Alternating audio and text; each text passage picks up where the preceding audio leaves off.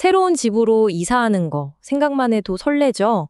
완전히 새로운 시작이잖아요. 근데 말이에요. 만약 그 설렘이 어느 날 갑자기 원인 모를 두통이나 잠 못 이루는 밤으로 이어진다면 어떨 것 같으세요?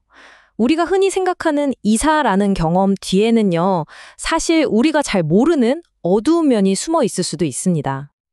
왜 그런 말 있잖아요. 남의 떡이 더 커 보인다. 이 익숙한 속담처럼 우린 늘 지금보다 더 나은 삶을 꿈꾸면서 새로운 곳으로 이끌리곤 하죠. 그런데 만약에 그 더 푸른 초원으로 가는 길이 여러분의 몸과 마음을 병들게 한다면 어떡하죠? 네, 바로 이 질문이 오늘 우리가 할 이야기의 핵심입니다. 어떻게 이사라는 평범한 경험이 한 의사마저 혼란에 빠뜨린 그런 의학적 미스터리가 됐는지 지금부터 저랑 같이 한번 파헤쳐 보시죠. 오늘 이야기의 주인공을 소개해 드릴게요. 바로 심리치료사인 질 몰벨트 박사입니다. 그런데 참 아이러니하죠? 다른 사람의 마음을 치료하는 의사였지만 정작 자기 자신에게 닥친 미스터리는 풀지 못했거든요. 그리고 그 미스터리는 바로 그녀 자신의 몸에서 시작됐습니다. 자, 그녀의 인생을 한번 따라가 볼까요? 1999년에 의사가 됐고 2008년에는 더 나은 삶을 찾아서 가족이랑 같이 아름다운 해변 도시 더반으로 이사를 했어요.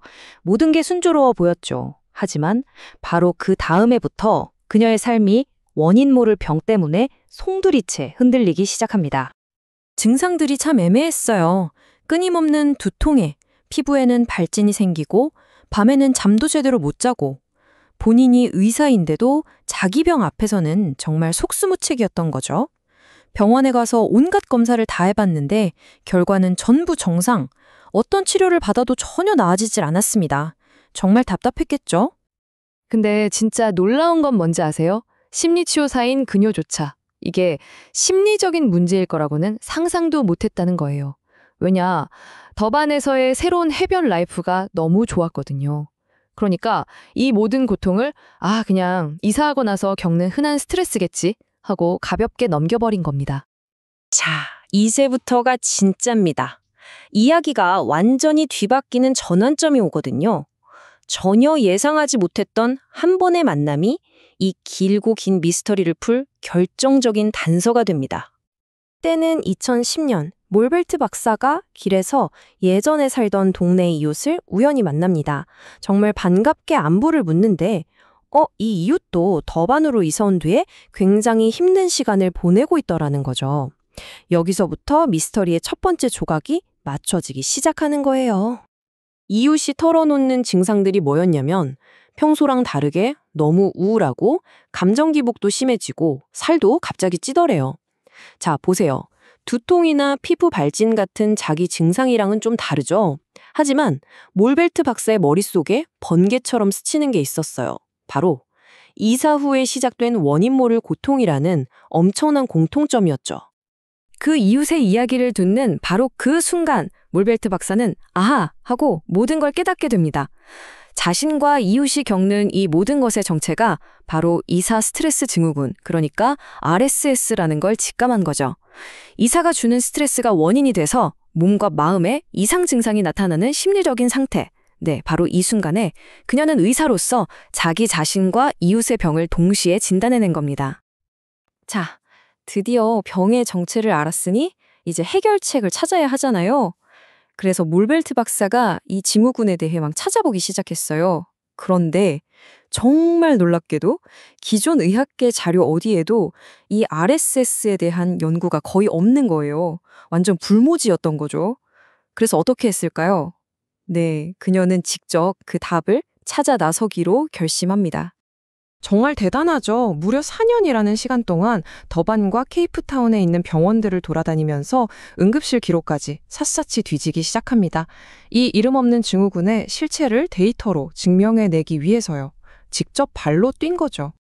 그리고 그녀의 연구에서 정말 충격적인 데이터가 나옵니다. 자, 한번 보세요. 보통 전체 인구 중에서 최근 한 달 안에 이사했다고 답하는 사람의 비율이 한 1% 정도래요. 그런데 병원을 찾은 환자들만 따로 보니까 그 비율이 무려 3%에 달했던 겁니다. 네, 맞습니다. 딱 3배 차이죠. 이게 뭘 의미하겠어요? 병원에 올 정도로 아픈 사람들이 최근에 이사했을 확률이 일반 사람들보다 3배나 더 높다는 거잖아요. 이건 더 이상 우연의 일치라고 할 수 없죠. 이사와 질병 사이에 명백한 연관성이 있다는 강력한 증거였습니다. 아니, 그럼 도대체 이사 스트레스가 어느 정도길래 사람을 이렇게까지 아프게 만드는 걸까요? 우리 인생에 큰 스트레스들 많잖아요. 뭐, 중요한 시험이라던가, 결혼, 아니면 아이를 낳는 일 같은 것들이요. 이사랑 비교하면 과연 어느 정도 수준일지 궁금해지죠? 여기서 아주 흥미로운 결과가 나와요. 전문가인 몰벨트 박사는 이사 스트레스가 의대 시험보다도 더 힘들고 결혼과 출산, 그 사이 어딘가에 있을 정도로 엄청나다고 평가했거든요. 근데 정작 이사를 경험한 사람들은 그냥 좀 힘든 시험 치르는 정도라고 생각했다는 거예요. 이 차이 보이세요? 이건 우리가 평소에 이사가 주는 스트레스를 얼마나 과소평가하고 있는지를 딱 보여주는 대목입니다. 그리고 이 스트레스의 파급 효과는 여기서 그치지 않았습니다. 개인의 문제를 넘어서 가족 전체로 번져나갔죠. 예를 들어서 관계가 위태롭던 커플들이 이사하면 좀 나아지겠지 하고 새 출발을 꿈꿨지만 오히려 이사라는 거대한 스트레스 앞에서 관계가 완전히 파탄나 버리는 경우가 많았어요. 그리고 그 과정에서 가장 큰 고통을 겪는 건 결국 아이들이었습니다. 학교도 잃고 친구도 잃고 심하면 안정적인 가정마저 잃게 되는 거죠. 자, 지금까지 몰벨트 박사가 자기 몸으로 겪고 또 직접 발로 뛰며 밝혀낸 이 길고 긴 여정을 따라와 봤는데요. 이 연구가 우리에게 주는 최종적인 경고는 과연 무엇일까요? 이 연구의 결론은 아주 명확합니다. 이사는 당신이 상상하는 것보다 더 스트레스가 클 수 있다. 혹시 지금 더 나은 삶을 꿈꾸면서 이사를 계획하고 계신가요? 그렇다면 이 한 가지만은 꼭 기억해 주세요.